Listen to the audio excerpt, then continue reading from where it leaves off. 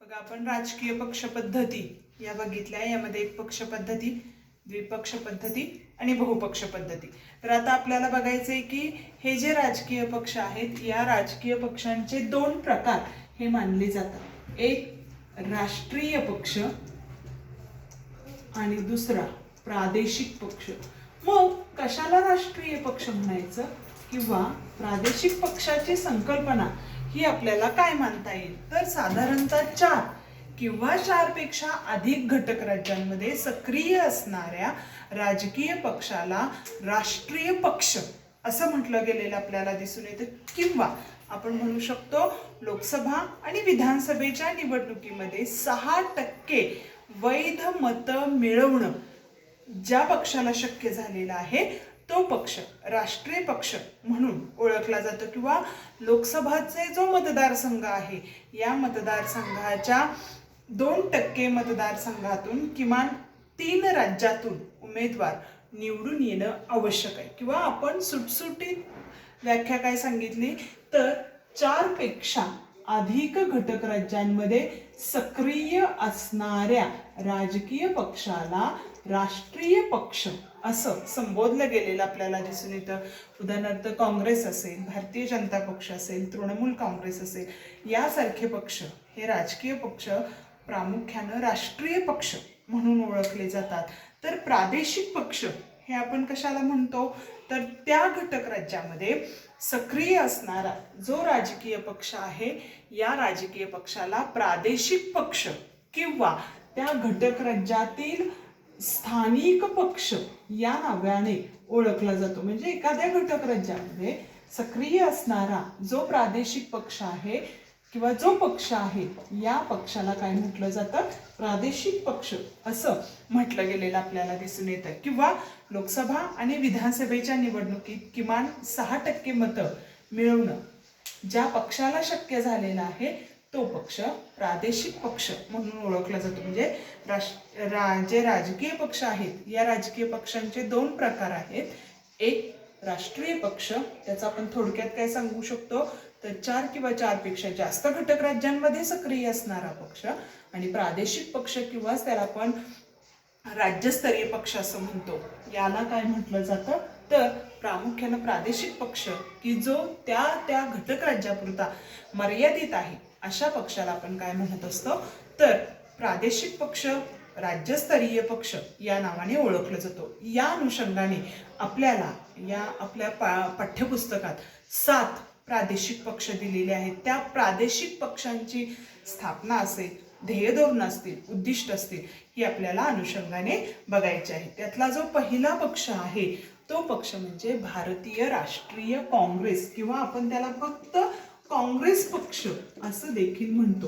मग हा जो भारतीय राष्ट्रीय काँग्रेस पक्ष आहे या भारतीय राष्ट्रीय काँग्रेस पक्षाची स्थापना स्वातंत्र्यपूर्व काळात म्हणजेच 1885 साली झालेली आपल्याला दिसून येते. इयत्ता 8वीत आपण राष्ट्रीय सभेची स्थापना हा घटक बघितलेला आहे आणि तिथं या काँग्रेस पक्षाची स्थापना ही झालेली आपल्याला दिसून येते. मग हा काँग्रेस पक्ष किंवा या काँग्रेस पक्षाबद्दल एक वक्तव्य केलं जातं तो म्हणजे तो सर्व समावेशक पक्ष आहे किंवा काँग्रेस पक्ष हा सर्वसमावेशक पक्ष मानला जातो. आणि का मानला जातो तर ज्यावेळी भारताला स्वातंत्र्य प्राप्त झालं नव्हतं त्यावेळी राष्ट्रीय चळवळीमध्ये सर्वार्थानं किंवा ही जी राष्ट्रीय चळवळ व्यापक होती यामध्ये सक्रिय स्वरूपाचा जो पक्ष होता हा पक्ष काँग्रेस पक्ष हा असलेला आपल्याला दिसून येतो. आणि याच्या आधीच्या मुद्द्यात सुद्धा आपण बघितलं की स्वातंत्र्योत्तर कालखंडामध्ये एक प्रबळ राष्ट्रीय पक्ष म्हणून या आपण काँग्रेसकडं बघितलेलं दिसून येतं.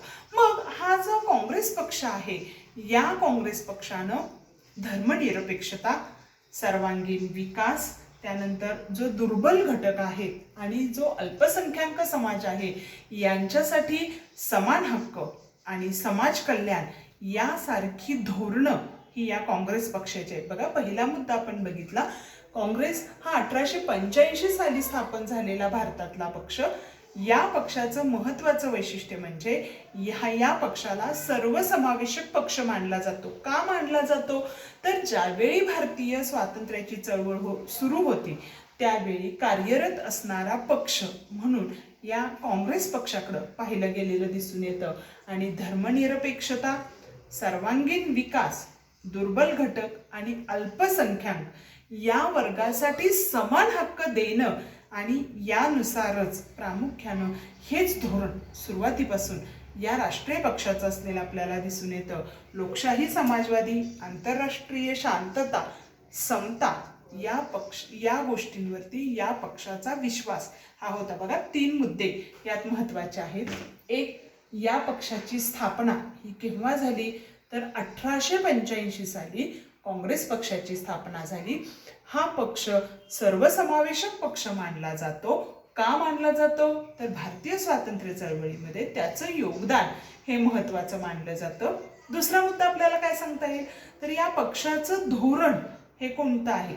तर धर्मनिरपेक्षता, सर्वांगीण विकास, दुर्बल घटक आणि अल्पसंख्याक यांच्यासाठी समान हक्क ही ह्याची धोरणं ही मांडली गेलेली दिसून येतात.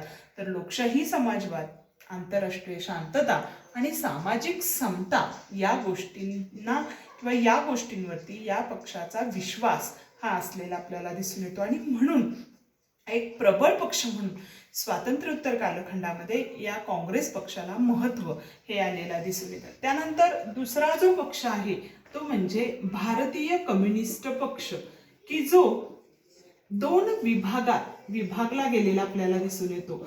म्हणजे मार्क्सवादी कम्युनिस्ट पक्ष आणि भारतीय कम्युनिस्ट पक्ष.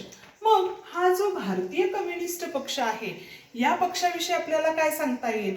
तर कार्ल मार्क्स याची जी विचारसरणी होती, आपण सुरुवातीला पण बघितलं की कार्ल मार्क्सने वर्गसिद्धांत मांडला आणि यानुसार समाजातील तळागाळातील लोकांचा विचार झाला पाहिजे किंवा समाजाची विभागणी न करता उत्पन्नाची साधनं ही एकत्रित असली पाहिजे, ही विचारसरणी मार्क्सवादी.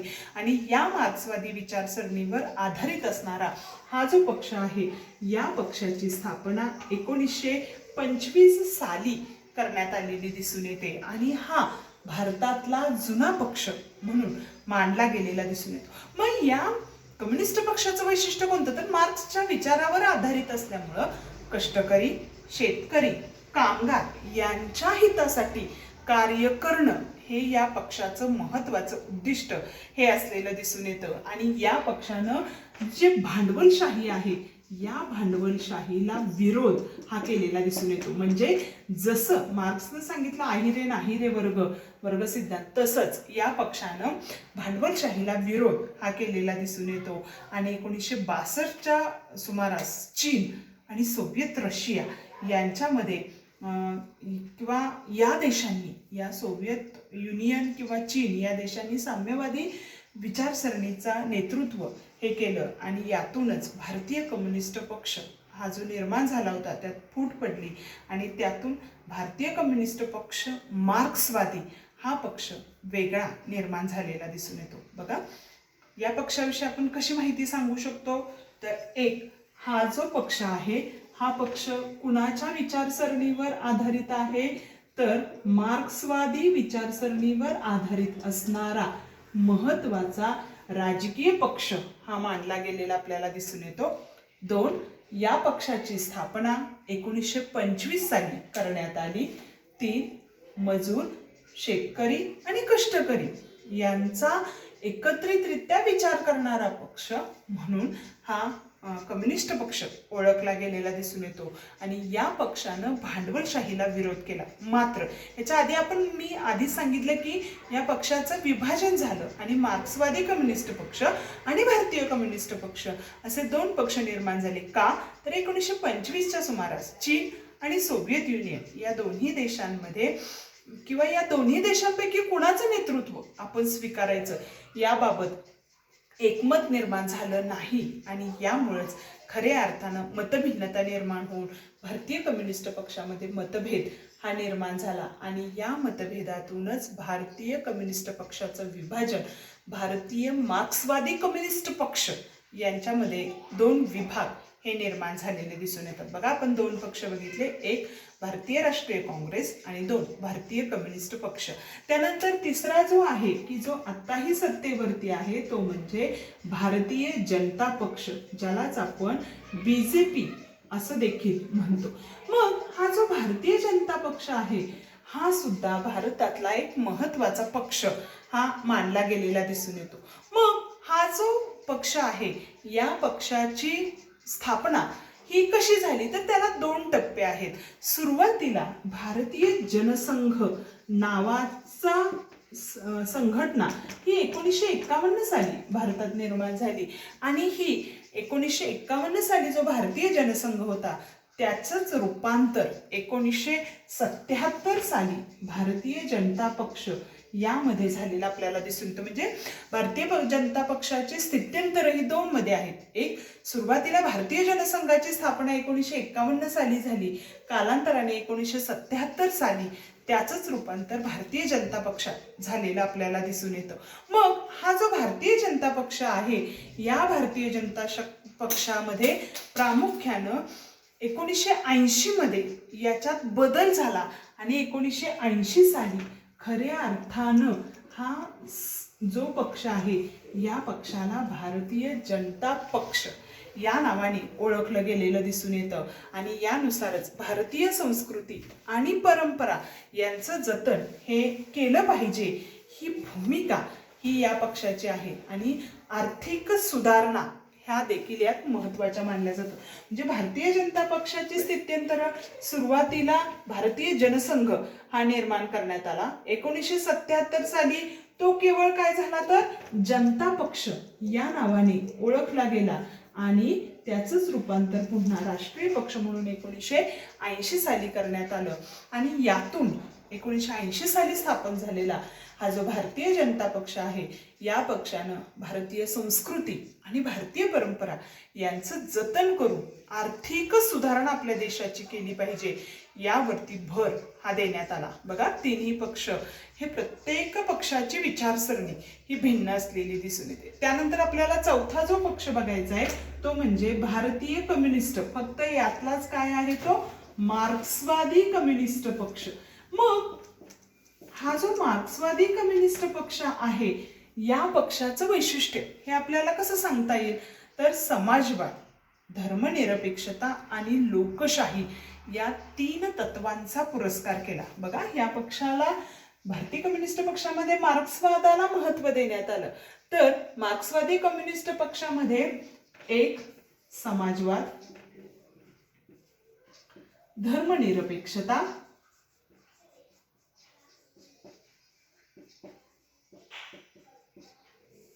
आणि लोकशाही या तीन घटकांना अधिक महत्त्व हे देण्यात आलं आणि याच्या माध्यमातून कामगार, शेतकरी, शेतमजूर यांच्या हिताची जोपासना करण्यासाठी प्रामुख्यानं हा पक्ष निर्माण झालाय. बघा पुस्तकात आपल्याला प्रत्येक पक्षाचं जे चिन्ह आहे हे चिन्ह दिलेलं दिसून येतं. शिवाय आपल्याला दिलेल्या माहितीनुसार किंवा दिलेल्या सूचनेनुसार कृती करा हे ज्यावेळेस तिथं विचारलं जातं त्यावेळी विचारसरणी विचारली जाऊ शकते किंवा कोणत्या गोष्टीवरती भर देण्यात आलेला आहे या गोष्टी या महत्त्वाच्या. आता भारतीय मार्क्सवादी कम्युनिस्ट पक्ष याविषयी आपण काय माहिती सांगू शकतो तर समाजवाद, धर्मनिरपेक्षता आणि लोकशाही यांचा पुरस्कार करणारा पक्ष म्हणून मार्क्सवादी कम्युनिस्ट पक्ष हा ओळखला जातो. तर शेतकरी, कामगार आणि शेतमजूर यांच्या हिताची जपणूक करणं हा त्याचा महत्त्वाचा उद्देश हा असलेला दिसून येतो. त्यानंतर पाचवा जो राष्ट्रीय पक्ष आहे तो म्हणजे बहुजन समाज पक्ष की जो उत्तर प्रदेश या राज्यामध्ये सक्रिय स्वरूपाचा मानला जात होता. जरी आता सत्तांतरण झालं असलं तरी सुद्धा पूर्वी हा पक्ष उत्तर प्रदेशातला एक महत्त्वाचा पक्ष म्हणून ओळखला गेलेला दिसून येतो. मग बहुजन समाजवादी पक्षाची स्थापना ही 1984 साली झालेली दिसून येते. मग 1984 साली स्थापन झालेला हा जो बहुजन समाजवादी पक्ष आहे या पक्षानं दलित, आदिवासी, इतर मागासवर्गीय आणि अल्पसंख्याक यांना मिळून आमचा पक्ष आहे किंवा बहुजन समाज पक्ष आहे असं वक्तव्य हे केलेलं आपल्याला दिसून येतं. आणि बहुजन समाजाला सत्ता प्राप्ती करणं म्हणजे या पक्षामध्ये सत्ता कुणाला प्राप्त करायची आहे, तर जो बहुजन वर्ग आहे या बहुजन वर्गाच्या हाती सत्ता देणं हे प्रामुख्याने 1984 साली स्थापन झालेल्या या बहुजन समाजवादी पक्षाचा महत्वाचा उद्देश हा असलेला दिसून येतो. बघा 3 टप्पे या पक्षाचे कसे. 1 स्थापना 1984. 2 यामध्ये कोणाचा समावेश केला जातो, दलित, आदिवासी, इतर मागासवर्गीय आणि अल्पसंख्याक यांचा समावेश हा प्रामुख्याने केला जातो. मग यामध्ये प्रामुख्यानं बहुजन समाजाला सत्ता प्राप्त करून देणं हे या पक्षाचं महत्वाचं उद्दिष्ट हे असलेलं दिसून येतं. त्यानंतर सगळ्यात महत्वाचा की जो महाराष्ट्राच्या राजकारणात आत्ताही महत्वाची भूमिका बजावत आहे तो पक्ष म्हणजे राष्ट्रवादी काँग्रेस पक्ष. आपल्या सगळ्यांना माहिती आहे काँग्रेसमधून बाहेर पडलेला हा जो पक्ष आहे किंवा मतभेद झाले आणि यातून हा नव्याने निर्माण झालेला पक्ष हा प्रामुख्यानं महत्वाचा मानला जातो. मग राष्ट्रवादी काँग्रेस पक्ष या राष्ट्रवादी काँग्रेस पक्षाची स्थापना 1999 साली करण्यात आलेली आहे. मग या पक्षानं लोकशाही, समता, धर्मनिरपेक्षता या मूल्यांवरती विश्वास असणारा पक्ष म्हणून या राष्ट्रवादी काँग्रेस पक्षाकडे पाहिलं गेलेलं दिसून येतं. आणि 1999 ते 1914 इतक्या कालावधीमध्ये महाराष्ट्रात सत्तेवरती असणारा तर केंद्रात 2004 ते 2014 इतका जो 10 वर्षाचा कालखंड आहे या कालखंडामध्ये आघाडी पक्षातला घटक पक्ष म्हणून या राष्ट्रवादी काँग्रेस पक्षानं आपलं कार्य हे केलेलं दिसून येतं. बघा राष्ट्रवादी काँग्रेस पक्षाचा विचार करत असताना 1999 साली स्थापन झालेला हा पक्ष, आता आपल्याला ह्याची पार्श्वभूमी सगळ्यांना माहिती आहे की हा राष्ट्रवादी काँग्रेस पक्ष कसा निर्माण झाला होता. भारतीयत्वाचा मुद्दा हा त्याच्या बाजूला होण्याचं महत्वाचं कारण होतं. बघा राष्ट्रवादी काँग्रेस पक्षाची स्थापना 1999 साली करण्यात आली. लोकशाही, समता, धर्मनिरपेक्षता या मूल्यांवरती विश्वास असणारा पक्ष म्हणून तो महत्वाचा मानला जातो. 1999 ते 2014 पर्यंत महाराष्ट्रातला सत्तेवरती असणारा एक राजकीय पक्ष म्हणून त्याच्याकडे पाहिलं जातं. तर 2004 ते 2014 एवढ्या कालावधीमध्ये प्रामुख्यानं केंद्र सरकारमध्ये आघाडीवरती असणारा पक्ष म्हणून या राष्ट्रवादी काँग्रेस पक्षाकडे पाहिलं जातं. तर शेवटचा जो पक्ष आहे तो म्हणजे तृणमूल काँग्रेस की जो पश्चिम बंगालमधला सक्रिय किंवा महत्वाचा ममता बॅनर्जींच्या अध्यक्षतेखाली किंवा नेतृत्वाखाली लाभलेला जो पक्ष आहे तो पक्ष म्हणजे तृणमूल काँग्रेस. त्यालाच ऑल इंडिया तृणमूल काँग्रेस असं नाव दिलं जातं. या काँग्रेस पक्षाची जी स्थापना आहे ही स्थापना 1998 साली झालेली दिसून येते. मग हा ऑल इंडिया तृणमूल काँग्रेस हा प्रामुख्यानं 1998 साली स्थापन झालेलं जे राष्ट्रीय पक्ष आहे या राष्ट्रीय पक्षामध्ये 2016 साली त्याला राष्ट्रीय पक्ष म्हणून मान्यता मिळाली. म्हणजे आधी तो कसा होता तर प्रादेशिक पक्ष होता. कोणता पक्ष? तृणमूल काँग्रेस हा प्रादेशिक होता. परंतु या पक्षाला मान्यता जरी 1998 साली निर्माण झाला असला तरी सुद्धा 2016 साली जो निवडणूक आयोगानं जे निकष आहेत या निकषांवरती आधारित असणारा तो राष्ट्रीय पक्ष म्हणून त्याला मान्यता ही दिली. तर लोकशाही, धर्मनिरपेक्षता आणि दुर्बल घटकांचं संरक्षण हे या पक्षाचं महत्वाचं धोरण हे मानलं जातं. ओव्हरऑल आपण जेवढे हे 7च्या 7 राजकीय पक्ष बघितले यामध्ये प्रत्येक पक्षानं प्रामुख्यानं दुर्बल, अल्पसंख्याक, लोकशाही, समता यासारख्या गोष्टींना महत्त्व हे दिलेलं दिसून येतं. म्हणजे बघा ऑल इंडिया तृणमूल काँग्रेस याची माहिती देत असताना 1998 साली याची स्थापना झाली असली तरी सुद्धा तो प्रादेशिक पक्ष तेव्हा होता. 2016 साली याला राष्ट्रीय पक्ष म्हणून मान्यता ही मिळालेली दिसून येते. आणि यातून लोकशाही, धर्मनिरपेक्षता त्याचबरोबर दुर्बल घटकांचं संरक्षण हे या पक्षाचं धोरण आहे. आपल्या पुस्तकात 2009 ते 2014 या कालावधीमध्ये राष्ट्रीय पक्षांनी मिळवलेल्या ज्या जागा आहेत या जागांविषयीची माहिती किंवा चॅप्टर हा दिलेला आहे. तर तो तुम्ही निश्चितपणे अभ्यासावा.